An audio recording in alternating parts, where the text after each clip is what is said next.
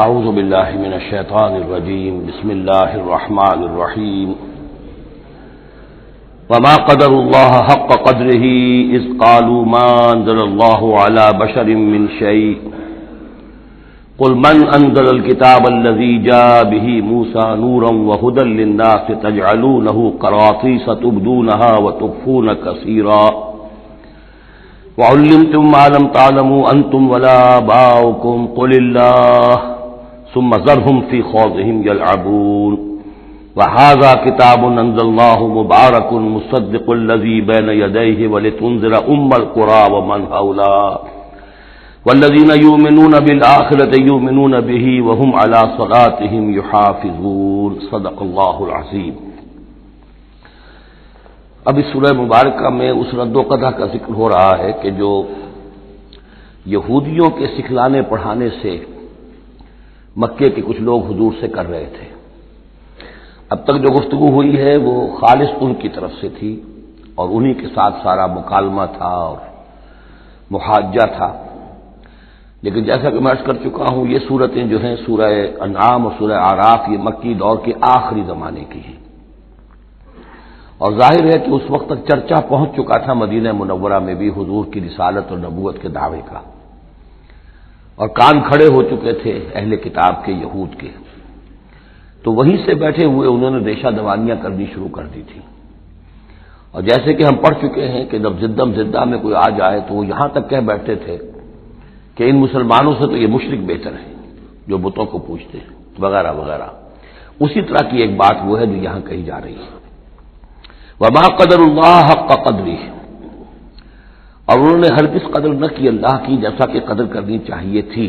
اس قالو، جبکہ انہوں نے کہا ما انزل اللہ علی بشر من شیء، جبکہ انہوں نے کہا کہ نہیں اتاری ہے اللہ نے کسی بھی انسان پر کوئی بھی چیز، کیٹیگوریکل ڈینائل۔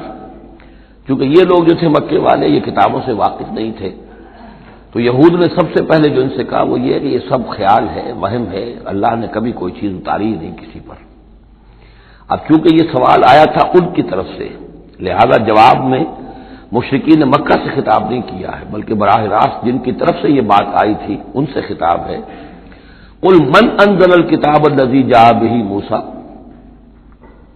ان سے پوچھئے کہ پھر کس نے اتاری تھی وہ کتاب جو موسیٰ لے کر آئے تھے؟ کیا وہ من گھڑت تھی موسیٰ کی، اپنے ہاتھ سے لکھی ہوئی تھی؟ اگر اللہ نے کبھی کچھ نہیں اتارا تو من انزل الکتاب الذی جاء بہ موسیٰ نورا وہدی للناس، کہ جو نور بھی تھی اس کے اندر نور بھی تھا، وہ خود روشن تھی اور لوگوں کے لیے رہنمائی تھی۔ تجعلونہ قراطیسا، تم نے اسے ورق ورق کر دیا ہے، ٹکڑوں میں بانٹ دیا ہے، حصوں میں تقسیم کر دیا ہے۔ تبدونہا وتخفون کثیرا، کچھ کو ظاہر بھی کرتے ہو لیکن اکثر کو چھپا کر رکھتے ہو۔ یہودیوں نے کتاب کو جس طرح چھپایا ہے اور اپنے من مانی فتویٰ فروشی کے لیے تو انہوں نے یہ شکل اختیار کی تھی کہ عام لوگوں کے ہاتھ میں یہ کتاب نہیں آنی چاہیے، بڑی محفوظ رہنی چاہیے وہ، اور یہ کہ عام لوگوں کی دسترس میں نہ ہو۔ وَعُلِّمْتُمْ مَا لَمْ تَعْلَمُوا أَنْتُمْ وَلَا آبَاؤُكُمْ، اور تمہیں سکھائی گئی تھی وہ سب باتیں جو نہ تم جانتے تھے تمہارے آباء و اجداد جانتے تھے۔ قُلِ اللَّهُ، کہیے یہ سب اللہ نے نازل کیا، تورات بھی اللہ نے نازل فرمائی تھی، انجیل بھی اللہ نے نازل فرمائی تھی، اب یہ قرآن بھی اللہ نے نازل فرمایا ہے۔ ثُمَّ ذَرْهُمْ فِي خَوْضِهِمْ يَلْعَبُونَ، پھر یہ بات کہنے کے بعد اے نبی صلی اللہ علیہ وسلم ان کو چھوڑ دیجئے اور ان سے کنارہ کشی کر لیجئے، وہ اپنی باتوں میں خرافات کے اندر کھیلتے رہیں۔ وَهَذَا كِتَابٌ أَنزَلْنَاهُ مُبَارَكٌ، اور اب یہ کتاب ہے جسے ہم نے نازل کیا ہے بڑی بابرکت ہے، مصدق الذی بین یدیہ، جو تصدیق کرتے ہوئے آئی ہے اس کی جو اس کے سامنے موجود ہے۔ وَلِتُنذِرَ القرى ومن حولها، تاکہ اے نبی صلی اللہ علیہ وسلم آپ خبردار کر دیں القرى اور اس کے آس پاس کے لوگوں کو۔ القرى، قرى قریے کی جمع ہے، قرى بستیوں کی ماں، بستیوں کی جڑ، بستیوں کی بنیاد۔ ہر ملک کے اندر ایک شہر ایسا ہوتا ہے کہ جو گویا کہ اس کے لیے مرکز کی حیثیت رکھتا ہے، دارالخلافہ کہیں، دارالحکومت کہیں۔ تو اگرچہ عرب میں کوئی حکومت نہیں تھی مرکزی حکومت، لیکن یہ کہ عرب میں، جزیرہ نما عرب میں مکہ مکرمہ کو القرى کی حیثیت حاصل تھی۔ یہی ایک شہر ایسا تھا کہ جہاں تو یہ کہ کعبہ تھا، تمام قبیلے جو ہیں وہ یہاں حج کے لیے آتے تھے، ان کا مذہبی مرکز تھا۔ پھر یہ کہ جو قریش کو خاص طور پر ایسٹ ویسٹ ٹریڈ کے اندر جو خاص مونوپولی حاصل ہو گئی تھی، اور وہ بھی اسی کعبے کی برکت کی وجہ سے، اس کی وجہ سے پیسے کی ریل پیل بھی تھی، قافلے آتے تھے جاتے تھے، یہیں سے ہو کر جو یمن سے قافلے چلتے تھے مکے سے ہو کر شام کو جاتے تھے، شام سے آتے تھے مکے سے ہو کر پھر یمن کو جاتے تھے. یہ القریٰ ہے. تو اے نبی ہم نے آپ کے پاس اب یہ کتاب نازل کی ہے جو مبارک ہے، تاکہ آپ القریٰ میں جو رہنے والے انہیں خبردار کریں، اور من حولہا، اور جو ان کے ارد گرد ہیں.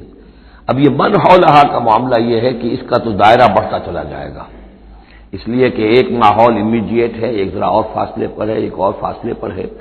اور ویسے یہ ہے کہ دنیا کا نقشہ اگر ہم دیکھیں کہ جو بھی پرانے بر اعظم تین تھے، ایشیا، یورپ اور افریقہ، باقی یہ کہ امریکہ بھی بہت دیر کے بعد جا کر جو دریافت ہوا ہے، آسٹریلیا اور انٹارکٹیکا جو ہے، تو یہ اصل میں ناف معلوم ہوتی ہے ان تین بر اعظموں کی. تینوں بر اعظم جہاں پر جڑ رہے ہوتے ہیں، تقریباً یہ علاقہ ہے جسے ہم مڈل ایسٹ کہتے ہیں. یہ مڈل ایسٹ تو اس کے لیے مس نومر ہے، صحیح لفظ نہیں ہے، لیکن یہ ضرور ہے کہ یہ نقطہ اتصال ہے جہاں یورپ مل رہا ہے، ایشیا مل رہا ہے، افریقہ مل رہا ہے، اور اس جنکشن پر یہ جزیرہ نماء عرب واقع ہے. لہٰذا یہ اس اعتبار سے پوری دنیا کے لیے بھی ایک مرکز کی حیثیت رکھتا ہے. تو من حولہا میں پھیلتے چلے جائیں گے تو پورا قرہ ارضی بھی آ جائے گا. والذین یؤمنون بالآخرۃ یؤمنون بہ، اور وہ لوگ جو آخرت پر ایمان رکھتے ہیں، یعنی یہ کہ ان لوگوں میں سے بھی، مشرکین میں سے بھی، ایک تو وہ جو سرے سے منکر ہیں بعث بعد الموت کے، لیکن جن کے ذہن میں کچھ بھی تصور ہے کہ نہیں ہے، اب یہ اٹھنا ہے، جواب دہی ہے، تو پھر یہ ہے کہ وہ اس پر ایمان لے آئیں گے. وہم علی صلاتہم یحافظون، اور وہ اپنی نمازوں کی حفاظت کرنے والے ہیں. اس میں اشارہ ہو رہا ہے کہ لوگ ایمان لے آئے ہیں، آخر مکے ہی میں سے تھے نا تمام صحابہ کرام مہاجرین. ومن اظلم ممن افترى علی اللہ کذبا، اس سے بڑھ کر ظالم کون ہوگا جس نے اللہ پر کوئی بات گھڑ کر منسوب کر دی، نمبر ایک. اور نمبر دو، او قال اوحی الی ولم یوحى الی شیء، اسی طرح اس شخص سے بڑھ کر ظالم کون ہوگا جو یہ کہے کہ مجھ پر وحی کی گئی ہے جبکہ اس پر کوئی وحی نہ کی گئی ہو. یعنی یہ دونوں باتیں برابر کے گناہ ہیں شناعت کے اعتبار سے. اللہ کی طرف کوئی شے منسوب کر دینا یا یہ کہنا کہ مجھ پر کوئی شے وحی کی گئی ہے، یہ دونوں باتیں برابر کی ہیں. تو ذرا سوچو کہ جو محمد صلی اللہ علیہ وسلم تمہارے سامنے موجود ہیں، کیا ان کی سیرت و کردار کی کوئی مناسبت ہے؟ ان کی زندگی کے اندر کوئی اور پہلو تم دیکھتے ہو ایسا کہ جو اتنے بڑے بڑے گناہوں کے ارتکاب کی بھی ان سے توقع رکھتے ہو؟ وَلَوْ تَرَىٰ إِذِ الظَّالِمُونَ فِي غَمَرَاتِ اور وَمَنْ قَالَ سَأُنزِلُ مِثْلَ مَا أَنزَلَ اللَّهُ، ایک اور تیسری بات ہے جو یہ کہے کہ میں بھی اتار سکتا ہوں جیسا کہ اللہ نے اتارا ہے. حالانکہ اس کا جیسا کہ قرآن مجید میں بار بار چیلنج آیا ہے، لیکن یہ کہ اس کا مقابلہ کسی نے نہیں کیا. پھر بھی یہ کہ زبان میں یہ الفاظ کہہ دینے کی حد تک کسی نے بکواس کر دی ہوگی. وَلَوْ تَرَىٰ إِذِ الظَّالِمُونَ فِي غَمَرَاتِ الْمَوْتِ، اور کاش کہ تم دیکھ سکتے جبکہ یہ ظالم موت کی سختیوں میں ہوں گے، نزع کے عالم میں ہوں گے. وَالْمَلَائِكَةُ بَاسِطُو أَيْدِيهِمْ، اور فرشتے اپنے ہاتھ آگے بڑھا رہے ہوں گے. اخرجوا انفسکم، نکالو اپنی جانیں. الیوم تجزون عذاب الہون بما کنتم تقولون علی اللہ غیر الحق، آج تمہیں نہایت اہانت آمیز سزا دی جائے گی، عذاب دیا جائے گا بسبب اس کے جو تم کہتے رہے تھے اللہ کی طرف منسوب کر کے ناحق باتیں.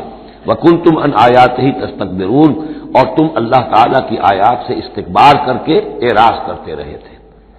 وَلَقَدْ جِئْتُمُونَا فُرَادَىٰ، اور پھر قیامت کے دن کہا جائے گا آ گئے ہو ہمارے پاس اکیلے اکیلے، کوئی تمہارے ساتھ لاؤ لشکر نہیں، کوئی تمہارے ساتھ ساز و سامان نہیں، تمہارے وہ خدم و حشم نہیں، کوئی تمہارے حمایتی نہیں، کوئی جماعت و جمعیت نہیں. کیونکہ یہ بات آگے بھی کہی گئی ہے سورہ مریم میں، وہ کلہم آتی ہے یوم القیامت فردا، قیامت کے دن ہر شخص کا جو محاسبہ انفرادی حیثیت میں ہوگا. اور ظاہر بات ہے اکیلا آدمی کھڑا ہوگا، نہ اس کے رشتہ دار ہیں، نہ ماں باپ ہیں، نہ اولاد ہے، نہ بیوی ہے، نہ بیوی کے ساتھ اس کا شوہر ہے، اور نہ ساز و سامان ہے، خدم و حشم ہے، کچھ بھی نہیں. لقد جئتمونا فرادا کما خلقناکم اول مرہ، جیسے کہ ہم نے تمہیں پیدا کیا تھا پہلی مرتبہ. اب یہ نوٹ کیجئے، خلقناکم اول مرہ، اس کا مطلب ہے تخلیق دو مرتبہ ہوئی ہے. ایک تخلیق عالم ارواح میں ہوئی تھی، اس وقت بھی سب اکیلے اکیلے کھڑے تھے، نہ کوئی کسی کا باپ تھا، نہ کوئی کسی کی ماں تھی، ارواح کے مابین کوئی رشتہ داری نہیں تھی. یہ رشتہ داریاں تو پھر عالم خلق میں ہوئی ہیں آ کر، کہ ایک باپ اور ماں کا معاملہ ہے، پھر اولاد کا معاملہ ہے، پھر دادا اور پوتے کا معاملہ ہے، یہ ارواح کے مابین کوئی اس طرح کی رشتہ داری نہیں تھی۔ تو جیسے کہ ہم نے تمہیں پیدا کیا تھا پہلی مرتبہ کہ تمام انسان وہاں موجود تھے، فرق صرف یہ ہے کہ قیامت کے دن جب ہم کھڑے ہوں گے تو ہمیں ایک جسم بھی اور دیا جائے گا، لیکن جس وقت ہم تھے اللہ تعالیٰ کے پاس اس وقت عالم ارواح میں، اور جب ہم سے عہد لیا گیا تھا الست بربکم قالوا بلی، تو مجرد ارواح تھی، اس وقت کوئی جسم نہیں تھا۔ لیکن یہ کہ وہ جو اس کے اندر مشابہت ہے کہ جیسے اس وقت بھی حضرت آدم سے لے کر ان کی نسل کے آخری انسان تک جو دنیا میں ہوگا قیامت تک، وہ سب کے سب ان کی ارواح موجود تھیں، اسی طریقے سے قیامت کے دن بھی یہ سب کے سب کھڑے ہوں گے۔ وَتَرَكْتُم مَّا خَوَّلْنَاكُمْ، اور تم چھوڑ آئے ہو اپنے پیچھے جن چیزوں میں کہ ہم نے تمہیں لپیٹ دیا تھا۔ یہ اصل میں کیا ہے؟ میری ایک انا ہے، میری ایک روح ہے، وہ میرے جسم میں لپٹی ہوئی ہے۔ پہلا غلاف تو یہ جسم ہے، پھر اس غلاف کے اوپر کپڑوں کا غلاف ہے، کپڑوں کے اوپر پھر مکان کا غلاف ہے۔ ہم غلاف در غلاف جو ہے ہماری جو اصل حقیقت ہے، وہ جو اصل نفس الامری ہے ہماری روح، وہ در حقیقت ان غلافوں میں لپٹی ہوئی ہے۔ تو جو بھی غلاف ہم نے تم پر چڑھا دیے تھے وہ سب چھوڑ آئے ہو، وراء ظہورکم، اپنے پیچھے۔ وما نرى معكم شفعاءكم الذين زعمتم انهم فيكم شركاء، اور ہم دیکھ نہیں رہے تمہارے ساتھ کہ تمہارے وہ سفارشی نہیں آئے جن کے بارے میں تمہیں گھمنڈ ہو گیا تھا کہ وہ تمہارے معاملے میں شریک ہیں، سفارش کریں گے، تمہیں بچا لیں گے، چھڑا لیں گے ہمارے محاسبے سے، ہماری پکڑ سے۔ لقد تقطع بینکم، اب تمہارے مابین سارے رشتے ٹوٹ چکے، یعنی چاہے انہوں نے حضرت مسیح کو سمجھا ہو شفاعت کرنے والا تو مسیح بھی اعلان برات کریں گے کہ میرا تم سے کوئی تعلق نہیں ہے، میں کوئی تمہاری شفاعت نہیں کر سکتا۔ کسی نے شیخ عبد القادر جیلانی کو سمجھا ہو تو وہ بھی اعلان برات کریں گے۔ باقی موہوم جو ہے لات عزا منات، وہ کس بلا کا نام ہے یہ تو ہم جانتے ہی نہیں، لیکن جن کو اولیاء اللہ کو، انبیاء کو یا ملائکہ کو اگر سمجھا گیا تھا تو وہ بھی قد تقطع بینہم، وہ سارے رشتے جو ہیں وہ کٹ جائیں گے۔ قد تقطع بینکم وضل عنکم ما کنتم تزعمون، اور اب سب ہوا ہو گئی ہیں، وہ چیزیں گم ہو گئی ہیں، تم سے جاتی رہی جن کا کہ تم ذوق کیا کرتے تھے، جن کے سہارے پر تم حرام خوریاں کر رہے تھے۔ ان اللہ فالق الحب والنوا، یقیناً اللہ ہی ہے کہ جو دانے اور گٹھلی کو پھاڑتا ہے۔ دیکھیے عالم خلق کے اندر کیا شکل ہو رہی ہے کہ دانہ زمین میں ڈالا آپ نے، وہ پھٹتا ہے، اس میں سے دو کونپلیں سی نکلتی ہیں، یا آم کی گٹھلی ہے زمین میں دبائی ہے، گٹھلی پھٹے گی، اس میں سے دو پتے نکلیں گے۔ یہ کون کر رہا ہے؟ اگرچہ بظاہر خود بخود ہو رہا ہے، جو بھی اللہ تعالیٰ نے فزیکل اور کیمیکل چینجز کے یہاں پہ قوانین بنا دیے ہیں اس کے تحت ہو رہا ہے، لیکن کرنے والا کون ہے؟ فاعل حقیقی کون ہے؟ جیسا کہ شیخ عبد القادر جیلانی ہی کا نام آیا تھا رحمۃ اللہ علیہ، تو انہوں نے اپنے جو وصایا ہے ان میں بڑا پیارا جملہ لکھا ہے کہ میرے بچے، اپنے بچے کے لیے وصیت لکھی تھی، اس حقیقت کو ہر وقت مستحضر رکھنا کہ لا فاعل فی الحقیقت ولا مؤثر الا اللہ، حقیقت میں مؤثر اور فاعل اللہ کے سوا کوئی نہیں۔ تاثیر ہے تو اس کی بنا پر ہے، اس کے اذن سے ہے۔ کوئی فعل کا ارادہ تم کر سکتے ہو، لیکن فعل کا بالفعل انجام پذیر ہونا یہ تمہارے اختیار میں نہیں ہے، یہ تو اللہ کے حکم سے ہوگا۔ ان اللہ فالق الحب والنوا، یقیناً اللہ ہی ہے پھاڑنے والا دانے اور گٹھلی کا۔ یخرج الحی من المیت ومخرج المیت من الحی، وہ نکالتا ہے زندہ کو مردہ میں سے اور وہ نکالنے والا ہے مردہ کو زندہ میں سے۔ مخرج المیت من الحی ذالکم اللہ فانا تؤفکون، وہ ہے اللہ، لیکن تم کدھر بچلے جا رہے ہو، کدھر تم الٹے جا رہے ہو، اس اللہ کو پہچانو۔ فالق الاصباح، اب یہ فلق دوسرا بھی ہے، وہ ہے صبح کا پھاڑنے والا، رات کی سیاہی کا پردہ چاک کر کے سپیدہ سحر کو نمودار کرنے والا۔ یہ بھی خود بخود ہو رہا ہے، زمین کی گردش ہے، جو بھی ہے اس کے تحت ہو رہا ہے، لیکن یہ بھی یہ نہ سمجھے کہ یہ بھی اللہ تعالیٰ کے تصرف کے بغیر اور اس کی تدبیر کے بغیر ہے، بلکہ یہی ہوگا فالق الاصباح، صبح کی روشنی کا پھاڑنے والا۔ وجعل اللیل سکنا والشمس والقمر حسبانا، اب دیکھیے یہ ہے وہ آلاء اللہ جن کے حوالے سے اللہ کی عظمت، اللہ کی صفات، اللہ کی قدرت، ان سب چیزوں کو نمایاں کیا جا رہا ہے۔ التذکیر بآلاء اللہ۔ وجعل اللیل سکنا، اس نے بنا دیا ہے رات کو سکون کی جگہ، سکون کا وقت۔ والشمس والقمر حسبانا، اور سورج اور چاند کو اس نے بنا دیا حساب کے لیے، وہ حساب کا ایک نظام ہے جس کے تحت چل رہے ہیں، اسی سے دن وجود میں آ رہے ہیں، رات وجود میں آ رہی ہے، اسی سے مہینے وجود میں آ رہے ہیں۔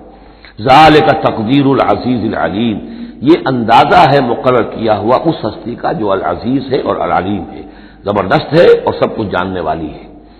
وَهُوَ الَّذِي جَعَلَ لَكُمُ النُّجُومَ لِتَهْتَدُوا بِهَا فِي ظُلُمَاتِ الْبَرِّ وَالْبَحْرِ، اور وہی ہے کہ جس نے ستاروں کو بنا دیا ہے تمہارے لیے کہ ان سے تم راستہ پاؤ۔ اندھیری راتوں کے اندر قافلے چلتے تھے تو ستاروں سے وہ سمت معین کر کے چلتے تھے، اسی طریقے سے جہاز رانی ہوتی تھی سمندر میں تو آپ کو معلوم ہے ستاروں ہی سے وہ اپنا رخ معین کرتے تھے۔ لِتَهْتَدُوا بِهَا فِي ظُلُمَاتِ الْبَرِّ وَالْبَحْرِ، خشکی اور سمندر کی تاریکیوں میں تم ان ستاروں سے راستہ پاتے ہو۔ قد فصلنا الآیات لقوم یعلمون، ہم نے تو اپنی آیات کو واضح کر دیا، اس کی تفصیل بیان کر دی، کھول کھول کر بیان کیا ان لوگوں کے لیے جو علم رکھتے ہیں یا جو علم حاصل کرنا چاہیں۔ وَهُوَ الَّذِي أَنشَأَكُم مِّن نَّفْسٍ وَاحِدَةٍ، اور وہی ہے کہ جس نے تمہیں اٹھایا ایک جان سے۔ یہ سب جو ہے ظاہر بات ہے کہ ایک جان سے بنا ہے، جو بھی پوری کی پوری یہ جو نسل انسانی بنی ہے وہ ایک جان سے بنی ہے۔ اس میں یہ بھی ہو سکتا ہے کہ مراد حضرت آدم علیہ السلام ہو، اور یہ بھی ہو سکتا ہے اگر کوئی حقیقت ہے ایوولوشن تھیوری میں تو اس کو آپ ٹریس کریں اور امیبا تک لے جائیں، وہ بھی ایک جان ہے۔ اس جان سے ہی پھر مختلف ارتقائی مراحل طے کرتے ہوئے، اس میں پہلے کوئی سیکس نہیں تھا، پھر ہوتے ہوتے سیکس ظاہر ہوا، تو اسی سے خلق منہا زوجہا والی بات جو ہے، اور اس پر ڈاکٹر رفیع الدین مرحوم نے قرآن اور علم جدید جو ان کی کتاب ہے اس میں بہت عمدہ تحقیق ان کی ہے، اور مولانا منصر اصلاحی صاحب نے بھی اس کی تصویر کی ہے۔ تو جن لوگوں کو دلچسپی ہو اس کتاب کا مطالعہ کریں کہ یہ ایک جان سے پیدا کرنے کا مطلب کیا ہے۔ فمستقر و مستودع، اس نے بنایا تمہیں ایک جان سے، لیکن پھر یہ کہ تمہارے لیے ایک تو مستقل ٹھکانہ ہے اور ایک ہے کچھ دیر کے لیے امانت کے طور پر رکھے جانے کی جگہ۔ اب یہ مستقر کیا ہے، مستودع کیا ہے، اس پر 3 قول ہیں مفسرین کے۔ پہلا قول تو یہ ہے کہ مستقر تو ہے دنیا، جہاں ہم آئے ہیں۔ اب مجھے یہاں 66 برس ہونے کو آئے ہیں، میں یہاں اس دنیا میں ہوں، لیکن مستودع کیا تھا، تھوڑی دیر کے لیے جو میں رہا ہوں اپنی والدہ محترمہ کے بطن میں رہا ہوں، تو وہ رحم مادر جو ہے وہ مستودع تھا، کچھ دیر کے لیے وہاں امانتاً انسان رہتا ہے اور پھر وہ دنیا میں آتا ہے، وہ مستقر ہے۔ دوسری رائے یہ ہے کہ مستقر تو آخرت ہے اور قبر ہے مستودع، قبر میں رکھا جاتا ہے انسان کو، اور یہ گویا کہ عالم برزخ جو ہے یہ عارضی ودیت کرنے کی جگہ ہے، عارضی طور پر امانتاً رکھنے کی جگہ ہے، پھر جانا ہے۔ مستقر جو ہے وہ آخرت ہے۔ تیسری رائے یہ ہے کہ مستقر آخرت ہے اور مستودع دنیا ہے، دنیا میں جو وقت ہم گزار رہے ہیں یہ آخرت کے مقابلے میں بہت ہی عارضی ہے۔ اس حوالے سے اسے بھی کہا جا سکتا ہے کہ یہ بہت ہی عارضی سی امانت کی جگہ ہے۔ قد فصلنا الآیات لقوم یفقہون، ہم نے تو اپنی آیات کو واضح کر دیا ہے اور تفصیل بیان کر دی ہے ان لوگوں کے لیے جو تفقہ سے کام لیں، غور کریں، سوچیں سمجھیں۔ وَهُوَ الَّذِي أَنزَلَ مِنَ السَّمَاءِ مَاءً، اور وہی ہے کہ جس نے اتارا ہے آسمان سے یا بلندی سے پانی۔ فَأَخْرَجْنَا بِهِ نَبَاتَ كُلِّ شَيْءٍ، پھر ہم نے نکال دیا اس کے ذریعے سے ہر شے کی نباتات، اگنے والی ہر شے جو ہے نباتات زمین سے نکالی۔ فَأَخْرَجْنَا مِنْهُ، تو ہم نے اس کے ذریعے نکالے اس میں سے خضرا سرسبز کھیتی، نخرج منہ حبا متراکبا، جس میں سے ہم نکالتے ہیں کہ جو دانے ہیں ایک دوسرے کے اوپر چڑھے ہوئے ہیں۔ اب سٹا ہے تو چاہے وہ کوئی کسی بھی یعنی اس کا ہے اناج کا، اب کس طریقے سے کہ دانے کے اوپر دانا چڑھا ہوا ہوتا ہے، حبا متراکبا، یہ دانے ایک دوسرے کے اوپر چڑھے ہوئے ہوتے ہیں۔ ومن النخل من طلعها قنوان دانیۃ، اور کھجور کے گابھے میں سے گوشے ہوتے ہیں کہ جو لٹکتے ہوئے ہوتے ہیں۔ وجنات من اعناب، اور باغات ہم نے بنا دیے ہیں جو کہ کھجور انگوروں کے ہیں۔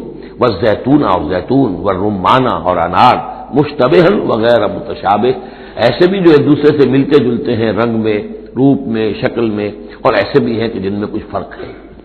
انظروا الی ثمرہ اذا اثمر، ذرا غور سے دیکھا کرو اس کے ثمر کو جبکہ وہ پکتا ہے، کیسا تدریجاً اس کے اندر ابھی بڑا کچا پھل ہے، پھر اس کے اندر وہ پکنے کا عمل اس طرح تدریجاً ہو رہا ہے۔ انظروا الی ثمرہ، ان ثمرات کو دیکھا کرو، اذا اثمر، جبکہ وہ پکتے ہیں، پھل لاتے ہیں، وینعہ، اور اس کے پکنے کو بھی دیکھو، اذا انع، یہ گویا کہ یہاں محذوف ہوگا، وینعہ اذا انع، انظروا الی ثمرہ اذا اثمر، دیکھو اس کے پھل لانے کو جبکہ وہ پھل لائے، وینعہ اذا انع، اور اس کے پکنے کو دیکھو کس طرح تدریجاً وہ پکتا ہے۔ ان فی ذالکم لآیات لقوم یؤمنون، یقیناً اس میں ہے نشانیاں ان لوگوں کے لیے جو ایمان لانا چاہیں یا جو ایمان رکھتے ہو۔ جن کے پاس تھوڑا ایمان ہے ان آیات پر غور کریں گے، ایمان بڑھ جائے گا، ایمان میں اضافہ ہوگا، زادتہم ایمانا، اور جن کے دلوں میں طلب ہدایت ہے انہیں انہی نشانیوں سے ایمان کی دولت نصیب ہو جائے گی۔ وجعلوا للہ شرکاء الجن، اور انہوں نے اللہ کے شریک بنا دیا جنات کو، وخلقہم وخرقوا لہ بنینا، حالانکہ اللہ نے ان کو بھی پیدا کیا ہے، جیسے انسانوں کو پیدا کیا جنات کو پیدا کیا۔ فرق صرف یہ ہے کہ جنات کو آگ سے پیدا کیا، اور جنات جو ہے اپنی طبعی طور پر اس کائنات میں بہت دور تک ان کی رسائی ہے۔ ہم جہاں بڑے بڑے راکٹ جو ہیں بلینز آف ڈالرز کے لیے ایک بناتے ہیں، اور پھر اس کی ایک جو ہم گاڑی بنائی ہے اور وہ جاتی ہے اور دوڑتی ہے اور آتی ہے، شٹل ہے، اور اس پر کتنا پیسہ خرچ ہوتا ہے، یہ تمام جو ہے جنات کے لیے یہ سارا علاقہ ان کی آمد و رفت کے لیے وہ اپنی طبعی صلاحیت کے بنا پر جاتے آتے رہتے ہیں، جس میں کہ ہمیں جانے کے لیے یہ ساری کچھ ایجادات جو ہیں وہ کرنی پڑی ہے۔ لیکن یہ کہ بہرحال وہ بھی ہے تو مخلوق، جیسے کہ فرشتے ان سے بھی آگے پیچھے ہیں لیکن ہیں وہ بھی مخلوق، فرشتے بھی مخلوق ہیں، جنات بھی مخلوق ہیں، انسان بھی مخلوق ہیں۔ وجعلوا للہ شرکاء الجن، انہوں نے شریک بنا لیا جنات کو اللہ کے ساتھ، وخلقہم، اس نے ان کو پیدا کیا ہے، وخرقوا لہ بنین وبنات، اور اس کے لیے انہوں نے گھر لیے ہیں بیٹے اور بیٹیاں۔ حضرت عیسیٰ کو بیٹا بنا دیا گیا، حضرت عزیر کو بیٹا بنا دیا گیا، اور اللہ تعالیٰ کی فرشتوں کو کہہ دیا گیا وہ بیٹیاں ہیں، بغیر علم، بغیر اس کے کہ کوئی علمی سند ہو، کوئی بنیاد ہو، کوئی دلیل ہو۔ سبحانہ و تعالی عما یصفون، وہ پاک ہے اور بہت بلند و بالا ہے ان تمام چیزوں سے جو یہ بیان کر رہے ہیں۔ بدیع السماوات والارض، یہ لفظ آ چکا سورہ بقرہ میں، کریشن ایکس نہیلو، عدم محض سے وجود میں لانے والا، وہ ہے کہ جو آسمانوں اور زمین کو وجود میں لایا ہے عدم محض سے۔ انا یکون لہ ولد، اس کے اولاد کیسے ہو سکتی ہے، ولم تکن لہ صاحبہ، جبکہ اس کی کوئی بیوی نہیں، کوئی جوڑو نہیں، تو اولاد کیسے ہو جائے گی؟ وخلق کل شیء، اور اس نے تو ہر شے کو پیدا کیا ہے، ایک خالق ہے باقی سب مخلوق ہیں، وہو بکل شیء علیم، اور وہ ہر چیز کا علم رکھتا ہے، اس کی مخلوقات میں سے کوئی شے اس کی نگاہوں سے ایک لمحے کے لیے بھی اوجھل نہیں ہے۔ ذالکم اللہ ربکم، وہ ہے اللہ تمہارا رب۔ اصل میں یہ انداز سمجھ لیجئے کہ چونکہ جو یہ مشرکین مکہ اور عرب تھے وہ اللہ کو مانتے تو تھے، اصل میں اس کی صفات کمال، اس کی قدرت، اس کی عظمت، اس کے بارے میں ان کا ذہن کچھ جو ہے محدود ہو گیا تھا، ورنہ اللہ کے منکر تو وہ نہیں تھے۔ ذالکم اللہ ربکم، دیکھو جس اللہ کو تم مانتے ہو وہ ہے وہ اللہ جس کی یہ شان ہے، تم نے اس کی اصل حقیقت کو نہیں پہچانا، تم نے اس کو جو ہے بہت ہی کمزور اور ضعیف سی کوئی شخصیت سمجھا ہے کہ جس کے اوپر کوئی دباؤ ڈال کر بھی اپنی بات منوا لے گا۔ تم نے سمجھا جیسے کہ تمہاری کوئی بچی آ جائے اور تم سے کچھ چیز مانگے، اگر تم دے سکتے ہو تو ضرور دے دیتے ہو، ایسے ہی اس کی بچیاں بھی ہیں، یہ فرشتے جو ہیں جس کی سفارش کریں گی وہ جو ہے سب بخش دیے جائیں گے۔ یہ تم نے اپنے اوپر قیاس کر لیا ہے اللہ تعالیٰ کو، اس کی قدرت، اس کی عظمت، اس کا وراء الورا ہونا، اس کا بکل شیء علیم ہونا، اس کا علی کل شیء قدیر ہونا، اس کا ہر جگہ پر موجود ہونا، اس کا تم تصور نہیں کر پا رہے۔ ذالکم اللہ ربکم، وہ ہے اللہ تمہارا رب جس کو ہم اس طرح بیان کر رہے ہیں۔ لا الہ الا ہوا، اس کے سوا کوئی معبود نہیں ہے، خالق کل شیء، وہ ہر شے کا بنانے والا، پیدا کرنے والا ہے، فاعبدوہ، بس اسی کی بندگی اور پرستش کرو، وہو علی کل شیء وکیل، اور وہ ہر شے کا کارساز وہی ہے، کوئی تمہارے لیے کارساز نہیں۔ لا تتخذوا من دونی وکیلا، میرے سوا کسی اور کو اپنا کارساز نہ سمجھنا۔ لا تدرکہ الابصار وہو یدرک الابصار وہو اللطیف الخبیر، اسے نگاہیں نہیں پا سکتی، کیوں؟ هو اللطیف، وہ اتنا لطیف ہے، اتنا لطیف ہے، اتنا لطیف ہے کہ تمہاری نگاہیں اسے نہیں پا سکتی، نہیں دیکھ سکتی۔ لا تدرکہ الابصار وہو یدرک الابصار، وہ تمہاری نگاہوں کو پا لیتا ہے، جو اس لیے کہ وہ خبیر ہے، وہ باخبر ہے۔ تو لطیف اور خبیر کے جو دو یہاں اسماء آئے ہیں وہ در حقیقت اس نوعیت سے کہ وہ تو اتنی لطیف ہستی ہے۔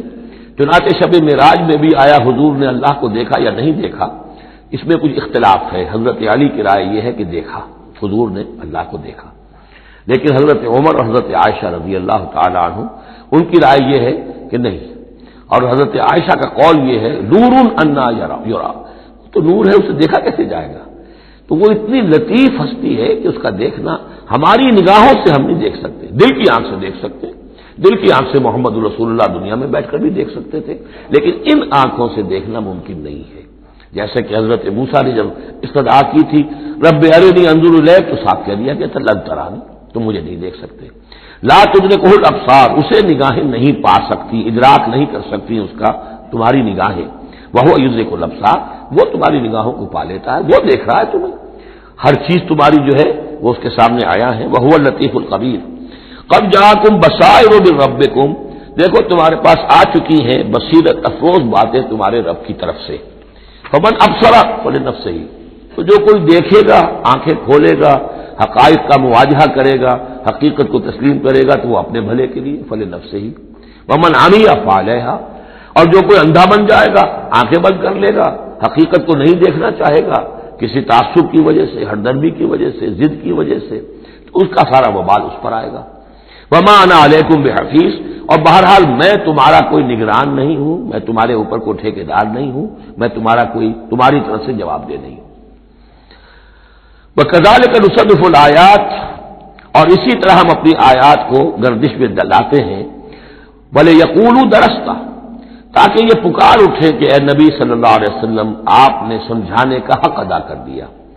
درستہ اصل میں عربی زبان میں آتا درس یدرسو، لکھنا مٹانا، جیسے بچے شروع میں جب کوئی تعلیم حاصل کرتے ہیں تو تختی ہے، تختی لکھی پھر دھو دی، پھر لکھی پھر دھو دی، اب تو خیر تختی وقتی شاید آج لوگوں کے ذہنوں سے نکل گئی ہوگی باتیں، آج کا بچہ کیا سمجھے گا تختی کس بلا کا نام ہے، یا سلیٹ ہوتی تھی، اب اس میں کچھ کیا پھر دھو دیا، پھر کچھ لکھا پھر صاف کر دیا۔ تو یہ ہے کہ کسی کو پڑھانے کے لیے تدریجاً بار بار درستہ، اے نبی آپ نے خوب بار بار ہر طرح سے، ہر اعتبار سے، ایک پھول کا مضمون ہے تو 100 رنگ سے باندھوں، آپ نے بات سمجھا دی۔ وَلِنُبَيِّنَهُ لِقَوْمٍ يَعْلَمُونَ، تاکہ واضح کر دیں ہم اس کو ہر طرح سے ان لوگوں کے لیے جو علم حاصل کرنا چاہیں یا جو علم رکھتے ہیں۔ اتَّبِعْ مَا أُوحِیَ إِلَیْکَ مِن رَبِّکَ، اب دیکھیے یہاں پر میں نے آپ سے کہا تھا کہ بار بار حضور سے خطاب آئے گا، لیکن یہ خطاب صرف حضور سے نہیں ہوتا، یہ حضور کی وساطت سے امت کے لیے بھی، اہل ایمان کے لیے بھی، لیکن مکی صورتوں میں آپ کو 2/3 قرآن میں براہ راست خطاب مسلمانوں سے بہت کم ملے گا، شاذ۔ یہ خطاب جو ہے کیونکہ جب امت کی شکل بنی ہے مسلمانوں کی، وہ تعبیر قبلہ کی بات بنی، اب امت ہے، کذالک جعلناکم امۃ وسطا لتکونوا شہداء علی الناس ویکون الرسول علیکم شہیدا، پھر خطاب، پھر تو ایک سورہ حجرات جو ہے 18 آیتیں 5 دفعہ یا ایھا الذین آمنوا یا ایھا الذین آمنوا یا ایھا الذین آمنوا یا ایھا الذین آمنوا، لیکن یہ کہ آپ کو اتنی لمبی لمبی صورتوں میں یا ایھا الذین آمنوا ملے گا ہی نہیں۔ اہل ایمان سے بھی جو کہا جا رہا ہے وہ حضور سے واحد کے صیغے میں، اتبع ما اوحی الیک من ربک، پیروی کرو اس کی جو وحی کیا جا رہا ہے آپ کی طرف، آپ کے رب کی طرف سے، اور یہ صرف حضور کو نہیں، سب کے لیے، لا الہ الا ہوا، اس کے سوا کوئی معبود نہیں، وَأَعْرِضْ عَنِ الْمُشْرِکِینَ، اور ان مشرکوں سے ذرا کنارہ کشی کیجیے، ذرا اپنا چہرہ ان کی طرف سے آپ پھیر لیجئے، زیادہ ان کے حال پر توجہ نہ دیجیے۔ وَلَوْ شَاءَ اللَّهُ مَا أَشْرَكُوا، اگر اللہ چاہتا تو شرک نہ کرتے، اگر اللہ کو جبری اختیار کرنا ہوتا اپنا اور بالجبر ان کو ایمان پر لانا ہوتا تو سب کو ایمان پر لے آتا۔ وَمَا جَعَلْنَاكَ عَلَيْهِمْ حَفِيظًا، اور دیکھیے اے نبی ہم نے آپ کو ان پر داروغہ، نگران، ذمہ دار، ٹھیکیدار نہیں بنایا ہے، آپ کا کام ہے حق کو واضح کر دینا، انذر بہی، ذکر بہی، بشر بہی، اس قرآن کے ذریعے بشارت دیتے رہیے، قرآن کے ذریعے خبردار کرتے رہیے، قرآن کے ذریعے تذکیر کرتے رہیے، آپ کا کام یہ ہے۔ فذکر انما انت مذکر لست علیہم بمسیطر، یاد دہانی کرائیے، اس لیے کہ آپ یاد دہانی کرانے والے ہیں، آپ ان کے اوپر داروغہ نہیں ہیں۔ وما انت علیہم بوکیل ولا تسبوا الذین یدعون من دون اللہ فیسبوا اللہ عدوا بغیر علم، اب یہاں مسلمانوں سے خطاب ہے، لیکن دیکھیے یا ایھا الذین آمنوا نہیں، یہ خاص ہے قرآن کے اسلوب کو سمجھنے کے لیے۔ اور مت گالیاں دو ان کو، برا بھلا کہو ان کو جن کو یہ پکارتے ہیں اللہ کے سوا، یعنی کوئی جوشیلا نوجوان مسلمانوں میں سے اور وہ گالیاں دینی شروع کر دے لات اور عزا اور منات کو، کیا ہے یہ، کچھ نہیں ہے، ان کی کوئی حیثیت نہیں ہے، تو یہ ساری چیزیں ٹھیک نہیں ہیں۔ ان کے وہ محترم انہوں نے جو بھی گھڑے ہوئے ہیں، ان کے ذہنوں میں ان کی عظمت ہے، ان کی عقیدت ہے، خام خواہ وہ جوش میں آ کے، غصے میں آ کے اب اللہ کو گالیاں دینے لگیں گے، تو اس سے یہ کہ خام خواہ اس طرح کا اشتعال آمیز انداز اختیار نہ کرو۔ ولا تسبوا الذین یدعون من دون اللہ، بد گالیاں دو یا برا بلا کہو انہیں جنہیں یہ پکارتے ہیں اللہ کے سوا، فیسبوا اللہ عدوا بغیر علم، تو اللہ کو گالیاں دینے لگ جائیں گے زیادتی کے اندر آ کر، زدم زدہ میں آ کر، بغیر علم کے۔ کذالک زینا لکل امۃ عملہم، اسی طرح ہم نے ہر قوم کے لیے اس کے عمل کو مزین کر دیا ہے، وہ اسی میں خوش ہے، مگن ہے. ہمارے آباء و اجداد کی مورتیاں ہیں، یہ دیویاں ہیں، دیوتا ہیں، اس میں مگن ہے، ان کے احساسات ہیں، ان کے جذبات ہیں. سمجھاؤ ضرور، انذار کرو، تبشیر کرو، تذکیر کرو، تبلیغ کرو، نصیحت کرو، سب کچھ کرو، لیکن یہ ہے کہ ان کے ساتھ گالم گلوچ نہیں اور ان کے معبودوں کو برا بھلا کہنا نہیں. ثم الی ربہم مرجعہم، پھر ان کے رب ہی کی طرف ان سب کو لوٹنا ہے. فینبئہم بما کانوا یعملون، وہ ان کو جتلا دے گا جو کچھ کہ وہ کرتے رہے تھے. واقسموا باللہ جہد ایمانہم، اور وہ قسمیں کھا کھا کر کہتے ہیں. یہ وہی آ گیا جو عمود ہے اس سورہ مبارکہ کا. کچھ عرصے سے کچھ رکوعوں سے اس کا تذکرہ نہیں آیا تھا، اب پھر بڑے شد و مت کے ساتھ وہی بات، دکھاؤ ہمیں معجزہ، دکھاؤ ہم ایمان لے آئیں گے. کیوں نہیں دکھاتے معجزہ؟ نبوت کا دعویٰ ہے، رسالت کا دعویٰ ہے، عام دعویٰ تو نہیں کر رہے ہو تم، کیوں نہیں کوئی معجزہ دکھاتے؟ جب خود کہتے ہو کہ موسیٰ نے دکھائے، عیسیٰ نے دکھائے، فلاں نے دکھائے، قوم سمود کو دکھا دیا گیا معجزہ، تو آخر کیا قیامت آ گئی؟ ہمیں کیوں نہیں معجزہ دکھاتے؟ وَأَقْسَمُوا بِاللَّهِ جَهْدَ أَيْمَانِهِمْ، اور اپنے عوام پر اثر ڈالنے کے لیے قسم، خدا کی قسم ہے محمد ہم ایمان لے آئیں گے، آپ دکھائیے تو صحیح ایک دفعہ معجزہ. کیا بگڑتا تھا ان کا قسمیں کھانے میں؟ اقسموا باللہ جہد ایمانہم، وہ اللہ کی قسمیں کھا رہے ہیں اپنی پوری قوت کے ساتھ، شد و مت کے ساتھ. لئن جاءتم آیۃ لیؤمنن بہا، اگر آیت آ جائے، نشانی آ جائے، معجزہ دکھا دیا جائے، وہ لازماً ایمان لے آئیں گے. قل انما الآیات عند اللہ، کہہ دیجئے نشانیاں تو سب اللہ کے اختیار میں، میرے اختیار میں نہیں. اللہ کا فیصلہ وہ نہیں دکھانا چاہتا. اب اس میں جو اثر پڑ سکتا تھا اہل ایمان پر، اس کا جواب ہے آگے. وما یشعرکم، اے مسلمانوں تمہیں کیا پتا ہے، انہا اذا جاءت لا یؤمنون، جب وہ نشانی آ جائے گی تب بھی یہ نہیں مانیں گے، لیکن ان کی مہلت ختم ہو جائے گی، پھر وہ عذاب فوری طور پر آ جائے گا. ابھی در حقیقت اس میں خیر ہے، اس میں بھلائی ہے، اسی میں ان کے لیے اپنے اوپر سختی جھیل لو، اپنے اوپر جو بھی اس وقت تنگی آ گئی ہے، ضیق ہے، اس کو برداشت کرو، لیکن یہ کہ یہ چیز ان کے قوم کے حق میں، لوگوں کے حق میں مفید نہیں ہوگی. اور اب جو آیت آئی ہے وہ بہت ہی اہم ہے. وَنُقَلِّبُ أَفْئِدَتَهُمْ وَأَبْصَارَهُمْ كَمَا لَمْ يُؤْمِنُوا بِهِ أَوَّلَ مَرَّةٍ، ہم ان کے دلوں کو الٹ دیں گے، ان کی نگاہوں کو الٹ دیں گے، اس لیے کہ وہ ایمان نہیں لائے تھے پہلی مرتبہ. دیکھیے یہ قاعدہ قانون اب اچھی طرح سمجھ لیجئے جو سورہ بقرہ کے شروع ہی میں آ گیا تھا پہلے رکوع میں. انسان کا معاملہ یہ ہے کہ اللہ تعالیٰ نے اسے جو صلاحیتیں دی ہیں، اگر وہ اس کو استعمال کرے گا تو اس صلاحیت میں اضافہ ہوتا ہے. آپ علم جو ہے لوگوں کو سکھائیں گے، آپ کے علم میں اضافہ ہوگا. آپ آنکھ کا استعمال کریں گے، آنکھ کی بصارت برقرار رہے گی. پٹی باندھ دیجیے آنکھ پر، 2-4 مہینے تک پٹی بندھی رہے، بصارت ظاہر ہو جائے گی. اس جوڑ کا کام ہے کہ یہ چلے، حرکت کرے. اس کے اوپر آپ پلاسٹر لگا دیجیے، کئی مہینے لگا رہے، اس کی حرکت ختم ہو جائے گی، لاک ہو جائے گی. جو صلاحیت اللہ نے دی ہے اس کا استعمال نہیں ہوگا تو وہ ہوتے ہوتے وہ صلاحیت پھر زائل ہو جاتی ہے، ضائع ہو جاتی ہے، سلب ہو جاتی ہے. ایک باطنی صلاحیت ہے حق کو پہچاننے کی. میرے اندر وہ صلاحیت ہے، مجھ پہ حق منکشف ہوا اور میرے دل نے گواہی دی حق ہے، میں نے اس کو دیکھنے سے انکار کر دیا، نہیں مانوں گا میں، ضد کی وجہ سے، تعصب کی وجہ سے، ہردرمی کی وجہ سے. اب اس کے بعد دوبارہ پھر کہیں وہ حق کی ایک چنگاری سی روشن ہوئی، اب اس کا اثر آپ پر کم ہوگا، اس کے اثرات جو ہیں وہ کم ہوں گے. ہوتے ہوتے وہ شکل ہو جائے گی کہ اب سرے سے وہ حق کے پہچاننے کی صلاحیت ہی ختم ہو جائے گی. اس کو کہا ہے ختم اللہ علی قلوبہم وعلی سمعہم وعلی ابصارہم غشاوہ، اللہ نے مہر کر دی ہے ان کے دلوں پر اور ان کی سماعت پر اور ان کی آنکھوں کے آگے پردے ڈال دیے، اس لیے کہ اب مہر ہو گئی، جس کو انگریزی میں ہم کہتے ہیں پوائنٹ آف نو ریٹرن. اب اس انتہا کو پہنچ چکے ہو تم کہ یہاں سے واپسی کا کوئی امکان نہیں. ہر معاملے میں کوئی ایک وقت ہوتا ہے کہ ابھی آپ واپس جا سکتے ہیں، کوئی پسپائی کوئی اختیار کر سکتے ہیں، کوئی واپس جا سکتے ہیں، کوئی شرافت کے ساتھ کہیں جو ہے وہ آپ ریٹریکٹ کر سکتے ہیں اپنے سٹیپس کو، ایک حد کے بعد پھر ممکن نہیں ہوتا. اسی کو یہاں کہا ہے کہ چونکہ جب پہلی مرتبہ حق ان پر منکشف ہو گیا، اللہ نے حجت قائم کر دی، حق منکشف ہو گیا، پہچان لیا ان کے دل نے، ان کی روح نے کہ بصیرت باطنی نے کہ یہ حق ہے، تو فوراً مان لیتے تو خیریت تھی. چونکہ انہوں نے نہیں مانا تو اب تو ہم ان کے دلوں کو الٹ دیں گے، 100 معجزے بھی دیکھ لیں گے تو یہ ایمان نہیں لائیں گے. وَنُقَلِّبُ أَفْئِدَتَهُمْ وَأَبْصَارَهُمْ ہم الٹ دیں گے ان کے دلوں کو بھی، ان کی نگاہوں کو بھی، کما لم یؤمنوا بہ اول مرہ، جیسے کہ وہ ایمان نہیں لائے تھے پہلی مرتبہ، وَنَذَرُهُمْ فِي طُغْيَانِهِمْ يَعْمَهُونَ، ان کو چھوڑ دیں گے اپنی سرکشی کے اندر بڑھتے چلے جائیں۔ یہی وہ لفظ آ گیا جو شروع میں سورہ بقرہ کے آ چکا ہے، باطنی اندھاپا جو ہے، ایک ہے عین میم یہ آنکھوں کا اندھا ہو جانا، ایک ہے عین میم ہے دل کا اندھا ہو جانا، ہم چھوڑ دیں گے یہ باطنی جو ان کی ذہنی نفسیاتی اور اخلاقی جو ان کی گمراہیاں ہیں اور جو اندھیارے ہیں ان میں بھٹکتے ہوئے چھوڑ دیں گے۔ وَلَوْ أَنَّنَا نَزَّلْنَا إِلَيْهِمُ الْمَلَائِكَةَ، اب پھر خطاب ہو رہا ہے، اگر ہم ان کے اوپر فرشتے اتار دیتے، یعنی ان کو جو یہ کہہ رہے ہیں کہ فرشتہ آیا، فرشتوں کی فوجیں اتار سکتے ہیں، دکھا سکتے ہیں کہ فرشتہ آسمان سے اتر رہا ہے، وَكَلَّمَهُمُ الْمَوْتَى، اور خواہ ان سے موت مردہ جو ہے قبروں سے نکل نکل کر بات کرتے ہیں، وَحَشَرْنَا عَلَيْهِمْ كُلَّ شَيْءٍ قُبُلًا، اور ہر چیز ہم لا کر ان کے سامنے رو در رو کر دیتے، جمع کر دیتے، مَا كَانُوا لِيُؤْمِنُوا إِلَّا أَن يَشَاءَ اللَّهُ، تب بھی یہ نہیں ہے ایمان لانے والے اللہ یہ کہ اللہ چاہے، تو اللہ چاہے اور کسی کے اندر اس کی اگر طلب ہے تو اللہ تعالیٰ ان معجزوں کے بغیر بھی لوگوں کی آنکھیں کھول رہا ہے۔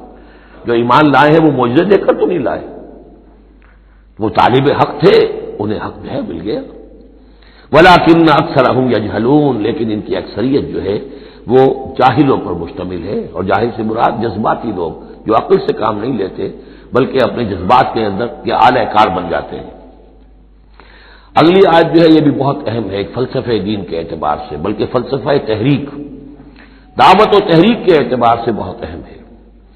وَكَذَٰلِكَ جَعَلْنَا لِكُلِّ نَبِيٍّ عَدُوًّا شَيَاطِينَ الْإِنسِ وَالْجِنِّ، اور اسی طرح ہم نے ہر نبی کے دشمن بنا دیے انسانوں اور جنوں میں سے شیطان، ہم نے بنا دیے۔ سوچیے، غور کیجیے، نبی کے لیے تو مدد چاہیے تھی، کیوں شیطان اٹھا دیا اللہ نے ان کے خلاف؟ اس کا فلسفہ بیان ہو رہا ہے۔ اگر کشاکش حق و باطل نہ ہو تو تمیز کیسے ہوگی کون واقعی حق پرست ہے اور کون ایسا ہی، کون واقعی محبت کرتا ہے اللہ سے اور کون دودھ پینے والا مجنوں ہے؟ وہ نام کا ہی صرف محبت کر رہا اور ایمان کیسے پتہ چلتا؟ یہ تو آزمائش کے لیے ہے دنیا بنائی گئی ہے، اگر شر کا وجود ہی نہ ہو، خیر ہی خیر ہو تو آزمائش کہاں ہوگی؟ لہذا ایک تو ہم کرتے ہیں خود، تندی باد مخالف سے نہ گھبرا ہے عقاب، یہ تو چلتی ہے تجھے اونچا اڑانے کے لیے، یہ تو تمہارے لیے چیلنج ہے، اہل ایمان کے لیے چیلنج ہے، ان کے مرتبے اونچے ہوتے ہیں، جو جتنا سفر کر رہا ہے، جو جتنی استقامت دکھا رہا ہے، جو جتنا اثار کر رہا ہے، اتنے ہی تو اس کے رتبے بلند ہوں گے، ورنہ کیسے حفظ مراتب ہوگا؟ کیسے معلوم ہوگا ہوز ہو کس کا کیا مقام ہے؟ وَكَذَٰلِكَ جَعَلْنَا لِكُلِّ نَبِيٍّ، ہم نے خود اٹھائے، ہم نے بنائے ہر نبی کے لیے دشمن شیاطین الانس والجن، شیاطین جن و انس، یوحی بعضهم الی بعض زخرف القول غرورا، وہ ایک دوسرے کو اشاروں کنایوں میں وحی سے وہ ایسی باتیں، ملمہ کی ہوئی باتیں، فریب والی باتیں جو ہے وہ کرتے رہتے ہیں، ایک دوسرے کو گمراہ اور کرنے کے لیے، ایک دوسرے کے لیے اور سپورٹ کرنے کے لیے۔ وہ جو جن ہے شیطان، وہ آ کر اس انسان شیطان کے کان میں پھونک مارتا ہے، ابھی ذرا تم اور صبر کرو، ابھی اور دیکھو کہیں تم پھسل نہ جانا، دیکھنا کہیں تم حق کو قبول نہ کر لینا۔ تو یہ ان کا آپس میں جو ہے گٹھ جوڑ، اس لیے کہ ہم نے خود ان کو یہ چھوٹ دی ہے۔ وَكَذَٰلِكَ جَعَلْنَا لِكُلِّ نَبِيٍّ عَدُوًّا شَيَاطِينَ الْإِنسِ وَالْجِنِّ يُوحِي بَعْضُهُمْ إِلَىٰ بَعْضٍ زُخْرُفَ الْقَوْلِ غُرُورًا وَلَوْ شَاءَ رَبُّكَ مَا فَعَلُوهُ، اور اگر آپ کا رب چاہتا تو وہ یہ نہ کر سکتے۔ ظاہر بات ہے کہ کائنات میں کوئی پتا بھی اللہ کے اذن کے بغیر ہل نہیں سکتا۔ ابو جہل کی کیا مجال تھی کہ حضرت سمیہ کو شہید کر دیتا؟ ہے کون وہ؟ لیکن یہ تو اللہ کی طرف سے اجازت ہے، اس کا ہاتھ شل ہو جاتا، وہ ہاتھ جو اٹھا ہے برچا لے کر ان کی شرمگاہ میں مارنے کے لیے، تو کیا وہ ہاتھ وہی کا وہی شل نہ ہو جاتا اللہ کے حکم سے؟ لیکن نہیں، اذن رب ہے، ٹھیک ہے، ہماری اس بندی کو آزما لو جتنا آزمانا ہے، لیکن جتنا تم آزما رہے ہو تمہیں کیا اندازہ ہوگا اس کے رتبے جو ہے ہمارے ہاں کتنے بلند سے بلند تر ہوتے چلے جا رہے ہیں، تم کیا جانو؟ یا لیت قومی یعلمون بما غفر لی ربی وجعلنی من المکرمین، کاش میری قوم کو معلوم ہو جائے، میری بیوی رو رہی ہوگی، میرے بچے رو رہے ہوں گے کہ ہمارا باپ جو ہے وہ شہید کر دیا گیا، کاش وہ جان سکتے کہ مجھے میرے رب نے کیا میرا اعزاز فرمایا ہے، میں یہاں کس عیش و آرام میں ہوں، ان کے رونے کا کیا سوال، وہ خوشیاں مناتے۔ تو یہ صورتحال ہے۔ وَلَوْ شَاءَ رَبُّكَ مَا فَعَلُوهُ فَذَرْهُمْ وَمَا يَفْتَرُونَ، تو چھوڑیے آپ ان کو، جو یہ افتراء کر رہے ہیں کرنے دیجیے، یہ ہماری سنت ہے، ہمارا طریقہ ہے، ہمارا فلسفہ یہی ہے۔ وَلِتَصْغَىٰ إِلَيْهِ أَفْئِدَةُ الَّذِينَ لَا يُؤْمِنُونَ بِالْآخِرَةِ وَلِيَرْضَوْهُ وَإِن يَقْتَرِفُوا مَا هُمْ مُخْتَلِفُونَ، تاکہ مائل ہو جائیں ان کی طرف ان لوگوں کے دل جو آخرت پر ایمان نہیں رکھتے۔ یہاں دیکھیے اصل میں کیا بات ہے کہ جیسے الیکٹروسس ہوتا ہے، پانی کو الیکٹرولسس جب ہوتا ہے، ایک پازیٹو ایک نیگیٹو، اب وہ جو آئنز ہیں وہ ادھر ادھر ہو جائیں گے۔ تو اللہ تعالیٰ نے حق و باطل کی کشاکش رکھی ہے، اس کشاکش کا نتیجہ کیا ہے؟ آئونائزیشن ہو جائے گی، حق اور باطل کا جو ہے، حق والے ادھر کو جمع ہو جائیں گے، باطل والے ادھر جمع ہو جائیں گے۔ اور اس کے لیے جو ہے یہ اس معاشرے کے اندر، انسانی معاشرے کے اندر یہ تقسیم، یہ تمییز، جیسے کہ ہم سورہ آل عمران میں پڑھ چکے ہیں، حتی یمیز الخبیث من الطیب، یہ خبیث اور طیب جو ہے گڑبڑ ہوئے ہیں، یہ آزمائشیں آتی ہیں، تکلیفیں آتی ہیں، امتحانات آتے ہیں، تو خبیث علیحدہ اور طیب علیحدہ، منافق علیحدہ، صاحب ایمان علیحدہ۔ تو فرمایا لِتَصْغَىٰ إِلَيْهِ أَفْئِدَةُ الَّذِينَ لَا يُؤْمِنُونَ بِالْآخِرَةِ، تاکہ ان کی طرف، ان شیاطین جن و انس کی جو باتیں ہیں پھیلائی ہوئی، ان کی طرف متوجہ ہو جائیں، مائل ہو جائیں ان لوگوں کے دل جو آخرت پر ایمان نہیں رکھتے، وَلِيَرْضَوْهُ، اور تاکہ وہ اس کو پسند بھی کریں، اور پھر وہ جو بھی اپنے برے اعمال کا جو انبار جمع کرنا چاہتے ہیں جمع کر لیں، وَلِيَقْتَرِفُوا مَا هُمْ مُقْتَرِفُونَ۔ أَفَغَيْرَ اللَّهِ أَبْتَغِي حَكَمًا، پھر وہی سوال، اسی طرح میں نے کہا تھا سرچنگ کوشچن، کیا تم چاہتے ہو میں اللہ کے سوا کسی کو حکم بناؤں اپنا؟ اب پس منظر میں وہ ہے کہ اللہ کو مانتے تھے، تم کیا چاہتے ہو؟ جسے تم مانتے ہو، میں نے تو اس کو اپنا رب بنایا ہے بس، باقی جو تم نے گھر لیے ہیں اس کے لیے کوئی سند ہو تو پیش کر لو، تو میں کسی اور کو ماننے کو تیار نہیں۔ ایک جگہ آیا ہے قُلْ إِنْ كَانَ لِلرَّحْمَٰنِ وَلَدٌ فَأَنَا أَوَّلُ الْعَابِدِينَ، اگر اللہ کا کوئی بیٹا ہوتا سب سے پہلے میں پوچھتا اس کو، جب میں اللہ کو پوچھتا ہوں، اس کی پرستش کرتا ہوں، تو اللہ کے بیٹا ہوتا تو میں کیوں نہ پوچھتا اس کو؟ نہیں ہے اللہ کا بیٹا۔ یہ ہے در حقیقت قرآن مجید کا انداز سمجھانے کا، بڑا فطری، اس میں منطق کم اور جذبات سے اپیل ہے، درون بینی، انٹراسپیکشن کی طرف دعوت ہے، اپنے دل میں جھانکو، ذرا غور کرو، اپنے گریبان میں منہ ڈالو، سوچو، غور کرو، تمہیں خود یہ حقیقتیں جو ہے نظر آ جائیں گی۔ أَفَغَيْرَ اللَّهِ أَبْتَغِي حَكَمًا، تو کیا میں اللہ کے سوا کسی اور کو اپنا منصف اور حکم بنا لوں؟ وَهُوَ الَّذِي أَنزَلَ إِلَيْكُمُ الْكِتَابَ مُفَصَّلًا، جبکہ وہ تو وہ ہے کہ جس نے تمہاری طرف ایک بڑی مفصل کتاب نازل کر دی ہے، کتنی واضح کتاب نازل کر دی ہے۔ وَالَّذِينَ آتَيْنَاهُمُ الْكِتَابَ يَعْلَمُونَ أَنَّهُ مُنَزَّلٌ مِّن رَّبِّكَ، اور جنہیں ہم نے کتاب دی تھی پہلے وہ جانتے ہیں، دلوں میں جانتے ہیں، زبان سے مانے یا نہ مانے، کہ یہ منزل ہے، یہ نازل کی گئی ہے من ربک، آپ کے رب کی طرف سے ہے نبی، بالحق، حق کے ساتھ، فلا تکونن من الممترین، تو ہرگز نہ ہو جانا شک کرنے والوں میں۔ وتمت کلمۃ ربک صدقا وعدلا، اور آپ کے رب کی بات تو سچائی اور عدل پر مبنی ہونے کے اعتبار سے درجہ تمام و کمال کو پہنچ چکی ہے۔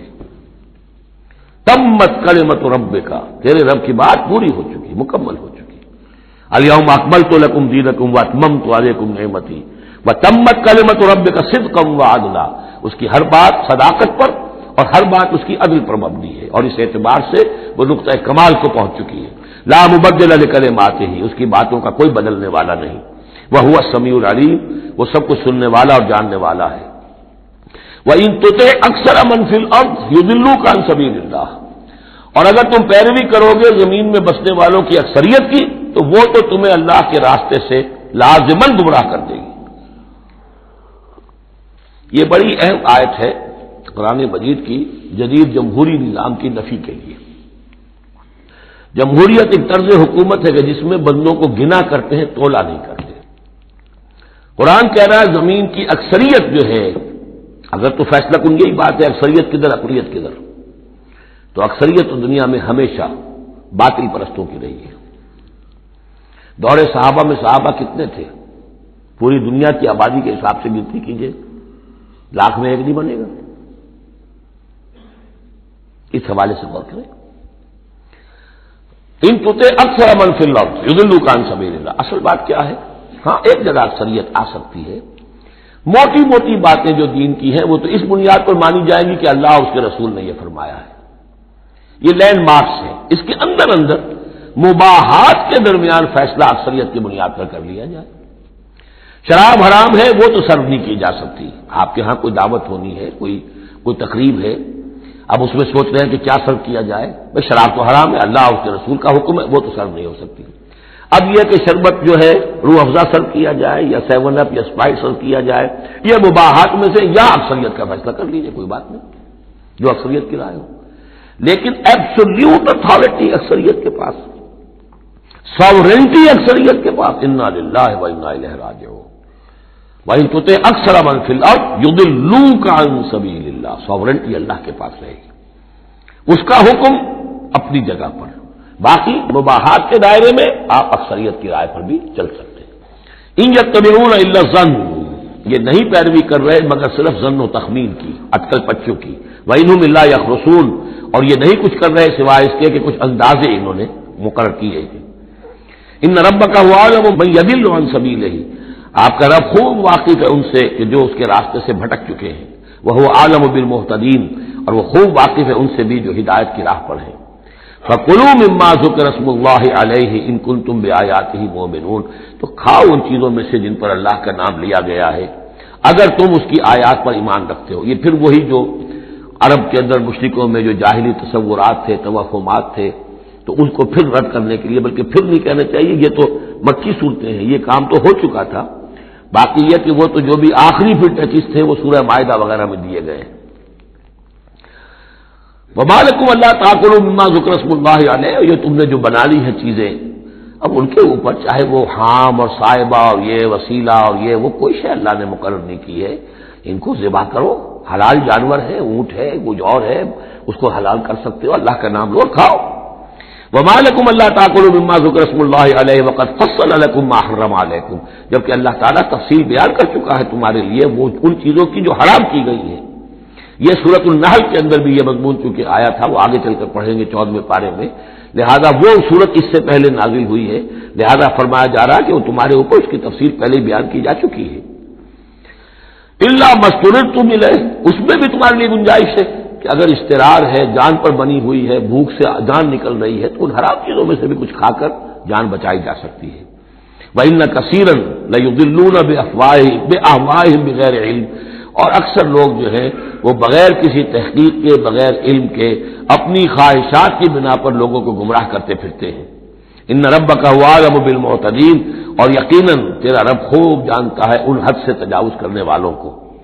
وَذَرُوا ظَاهِرَ الْإِثْمِ وَبَاطِنَهُ, اور چھوڑ دو, تعلق منقطع کر لو ہر طرح کے گناہ سے, چاہے وہ کھلا ہو یا چھپا ہو.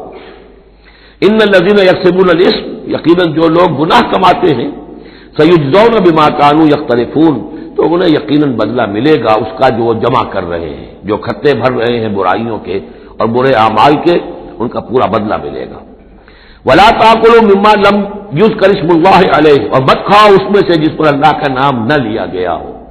یہ اصل میں ایک خاص چیز ہے جو آگے آئے گی آیت نمبر 138 میں, کہ ان کے اسی قسم کے توہمات میں سے بعض جانوروں پر وہ کہتے تھے اللہ کا نام لینا ہی نہیں ہے, اس کا خاص طور پر تذکرہ ہے, یہ عام نہیں ہے یہ آیت. ولا تاکلوا مما لم یذکر اسم اللہ علیہ, مت کھاؤ اس میں سے کہ جس پر اللہ کا نام نہیں لیا جاتا. وَإِنَّهُ لَفِسْقٌ, یقیناً وہ جو ہے وہ تو گناہ ہے اس کا کھانا. وَإِنَّ الشَّيَاطِينَ لَيُوحُونَ إِلَىٰ أَوْلِيَائِهِمْ لِيُجَادِلُوكُمْ, اور یہ شیاطین جو ہے یہ اپنے دوستوں اور اپنے ساتھیوں کو وحی کرتے رہتے ہیں, پٹی پڑھاتے رہتے ہیں, وسوسہ اندازی کرتے رہتے ہیں تاکہ وہ تم سے جھگڑا کریں. وَإِنْ أَطَعْتُمُوهُمْ إِنَّكُمْ لَمُشْرِكُونَ, اگر تم ان کا کہنا مانو گے تو تم بھی مشرک ہو جاؤ گے. اب ایک بڑی پیاری بات وہ کہتے تھے, آپ کو بھی اچھی لگے گی, دیکھو جو اللہ نے مارا ہے خود مر گیا, وہ تو تم نے حرام کر دیا, جو خود مارتے ہو وہ حلال ہو گیا. بات اچھی لگے گی نا. جیسے انما البیع مثل الربا, بے بھی تو ربا کی طرح ہے, اس میں بھی نفع ہوتا ہے, اس میں بھی نفع ہوتا ہے. 10 لاکھ کسی کو دیے 4,000 روپے ماہانہ لے رہے ہیں, جائز ہے. 10 لاکھ کا مکان کسی کو کرائے پر دیا 4,000 روپے ماہانہ لے رہے ہیں, جائز, یہ جائز ہے, اور وہ ناجائز اگر نقد لے رہے ہیں. تو یہ جو اشکالات ہوتے ہیں مذاہب جو ہیں بڑے دل نشین. تو اسی طریقے سے یہ کہ اللہ کا مارا ہوا ہے, یہ اللہ نے مارا, یہ مر گیا اپنی موت, اس اللہ نے مارا, یہ تو حرام ہے. اور تم جسے مارو جسے ذبح کرو وہ حلال ہے. اب یہ بات جو ہے, لیکن یہ کہ تم یہ مجادلہ کریں گے تم سے, یہ ذلیل بازی کریں گے, یہ تمہارے سامنے جو ہے اس طرح کی حرکتیں کریں گے, لیکن تم چھوڑو انہیں, دفع کرو. اب امن کا تھا میتن فأحییناہ تو بنا جو کوئی تھا مردہ اور ہم نے اسے زندہ کر دیا. اس سے مراد ہے حیات معنوی اور موت معنوی. ایک شخص جو اللہ سے واقف نہیں ہے، صرف دنیا کا بندہ بنا ہوا ہے، تو وہ در حقیقت ایک انسانیت اس کی مردہ ہے. وہ حیوان کی حیثیت سے جو زندہ ہے، بحیثیت انسان وہ مردہ ہے. پھر اللہ نے اسے ہدایت دی، اس کو ایمان کی نام، اب وہ زندہ ہوا. اب امن کانا میتن فاحییناہ وجعلنا لہ نورا، اور پھر ہم اس کو نور بنا دے دیتے ہیں. اب وہ اللہ کی کتاب اس کے سامنے ہے، یمشی بہ فی الناس، اب اس کو لے کر وہ چل رہا ہے لوگوں کے مابین. کمم مثلہ فی الظلمات، کیا وہ شخص ان کی طرح ہو جائے گا کہ جو اندھیروں میں بھٹک رہا ہو، لیس بخارج منہا، اور اس سے وہ نکلنے والا ہے ہی نہیں. کذالک زین للکافرین ما کانوا یعملون، اس طرح مزین کر دیا گیا، کھبا دیا گیا ان کافروں کے لیے جو کچھ کہ یہ کر رہے ہیں. یعنی اس میں ہی مگن ہے وہ. لیکن ایک وہ شخص تھا جس کو پہلے ہوش نہیں تھا، توجہ نہیں تھی. حضرت عمر ہے رضی اللہ تعالی عنہ، 6 سال لگ گئے. حضرت حمزہ ہے 6 سال لگ گئے، 6 سال میں ایمان لا رہے ہیں. لیکن پھر یہ ہے کہ اللہ نے ہدایت دے دی. اس کے بعد یہ ہے کہ وہ نور قرآن مجید بھی موجود ہے. اب چل رہے ہیں، آگے بڑھ رہے ہیں، سرفروشیاں کر رہے ہیں. اب ایک وہ جو بھٹکتے ہی رہے ساری عمر اور اسی اندھیاروں کے اندر ہی جانے دے گئے. وَكَذَلِكَ جَعَلْنَا فِي كُلِّ قَرْيَةٍ أَكَابِرَ مُجْرِمِيهَا، اسی طرح ہم نے ہر بستی میں بڑے بڑے مجرم کھڑے کیے، لِيَمْكُرُوا فِيهَا، تاکہ وہ اس کو خوب چالیں چلیں. وہی بات، شیاطین الانس والجن کو ہم نے اٹھایا. اسی طرح ہر بستی کے اندر جو سردار اور بڑے وہاں کے چودھری ہوتے ہیں، ہم ان کو چھوٹ دیتے ہیں کہ وہ کھڑے ہوں اور روکیں لوگوں کو، اور لوگوں کو ستائیں، اور لوگوں سے امتحان لیں، لوگوں کو آزمائش میں ڈالیں، چالیں چلیں، تاکہ جو صاحب جوہر ہیں ان کے جوہر کھلیں، ان کے اور نکھریں، ان کے اندر کی صلاحیتیں جو ہے وہ اور اجاگر ہوں. اکابر مجرمیہا لیمکروا فیہا، تاکہ خوب چالیں چلیں. وما یمکرون الا بانفسہم، حالانکہ وہ نہیں مکر کر رہے مگر اپنی جانوں پر. سارا وبال تو اپنے اوپر لے لیں گے بالآخر. بظاہر جو کچھ کر رہے ہیں وہ، لیکن یہ کہ اس کا جب نتیجہ ان کے سامنے آئے گا، جو سمیہ اور یاسر کے ساتھ کیا ہے ابو جہل نے رضی اللہ تعالیٰ عنہما، جب وہ حقیقت سامنے آئے گی تب آنکھ کھلے گی. جب آنکھ کھلی گل کی تو موسم تھا خزاں کا. الا بانفسہم وما یشعرون، لیکن انہیں اس کا شعور نہیں ہے.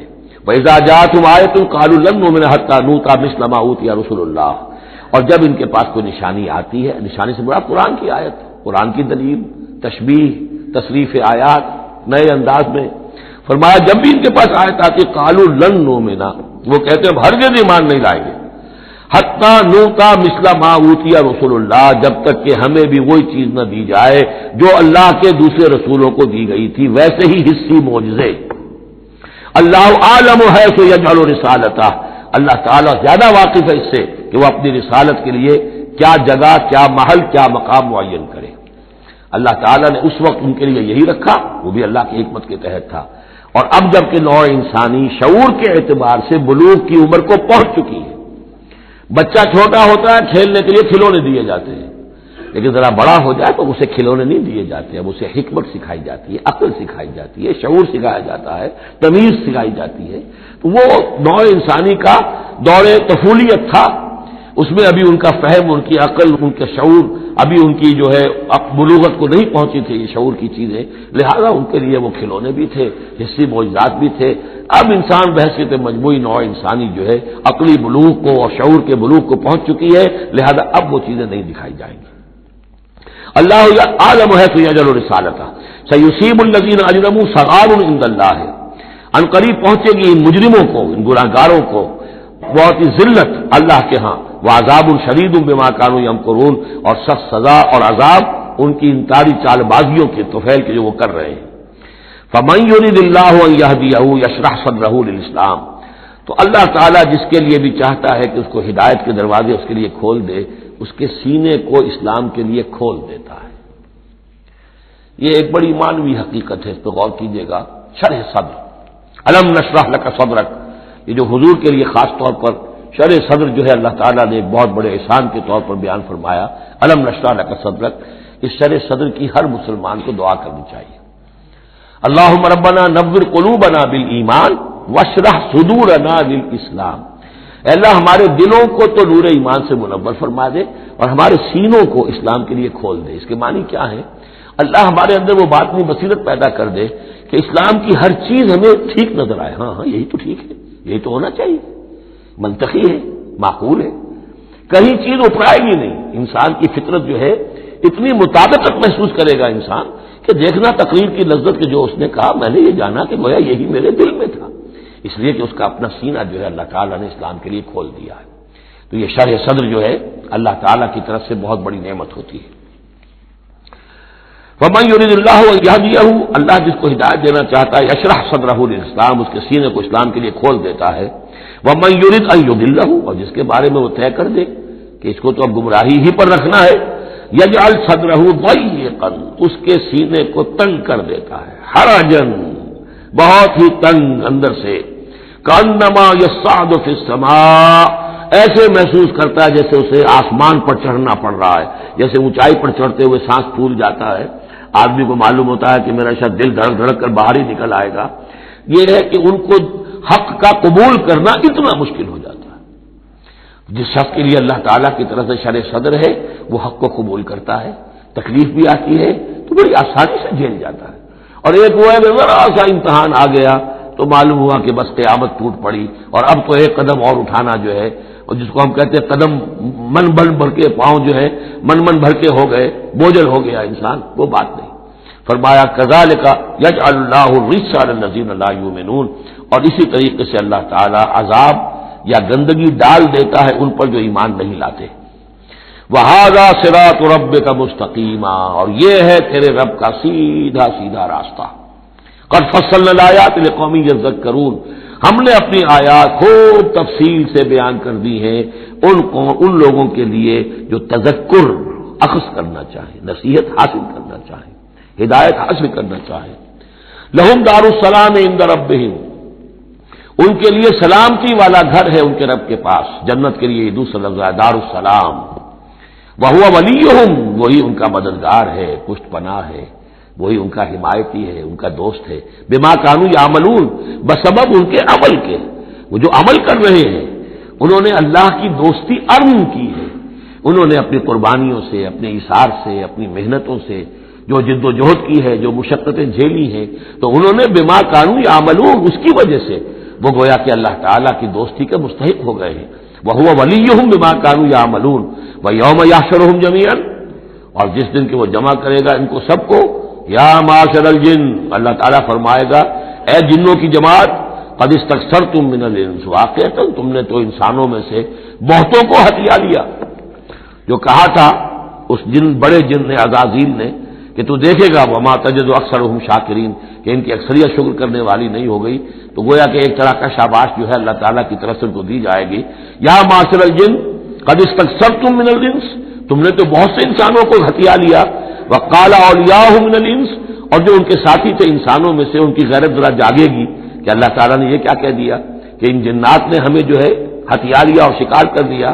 ربنا، وہ یہ کہیں گے ربنا استمتع بعضنا ببعض، پروردگار ہم میں سے بعض نے بعض سے فائدہ اٹھایا، ہم ان سے کام لیتے رہے، یہ ہم سے کام لیتے رہے، ہم نے ان کو موکل بنایا، ان کے ذریعے سے غیب کی خبریں، کہانت کی دکانیں چمکائیں. قال اولیاء من الانس ربنا استمتع بعضنا ببعض وبلغنا اجلنا الذي اجلت لنا، اور اب ہم اپنی اس مدت کو پہنچ چکے جو تو نے ہمارے لیے مقرر کر دی تھی. قال النار مسواکم، اللہ فرمائے گا اب آگ ہے تمہارا ٹھکانہ. خالدین فیہا الا ما شاء اللہ، اب تم رہو گے اسی میں ہمیشہ ہمیش سوائے اس کے جو اللہ چاہے. ان ربک حکیم علیم، یقیناً تیرا رب حکیم اور علیم ہے. وکذالک نولی بعض الظالمین بعضا بما كانوا یکسبون، اور اسی طرح ہم ساتھی بنا دیتے ہیں اور ملا دیتے ہیں بعض ظالموں کو بعض ظالموں کے ساتھ ان کے کرتوتوں کی وجہ سے، ان کی کبائی کی وجہ سے. بارک اللہ لی ولکم فی القرآن العظیم ونفعنی وإیاکم بالآیات والذکر الحکیم.